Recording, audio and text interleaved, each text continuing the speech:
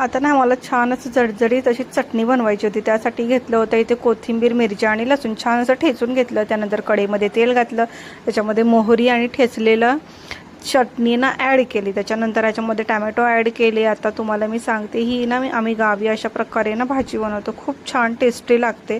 कोबी बटाटा छान असा बारीक कापून घेतलेला आहे, मस्त ॲड करून घेतला। आता आम्ही ना गावच्या बाजूला ना आमच्या अशा प्रकारे भाजी बनवतो आणि मस्त गावची चव येते। तुम्ही पण नक्की करून बघा। त्यानंतर मीठ ॲड केलेलं आणि हळद ॲड केलेलं आहे, बस एवढे दोनच इन्ग्रेडियंट्स टाकलेले आहेत। आता मस्त भाजी वाफेवर शिजवून घ्यायची आणि गरमागरम भाकरीबरोबर खायची। आणि मला कमेंट करून सुद्धा तुम्ही नक्की सांगायचे की भाजी कशी झालेली आहे। हे बघा, भाजी मस्तपैकी अशी मी शिजवून घेते।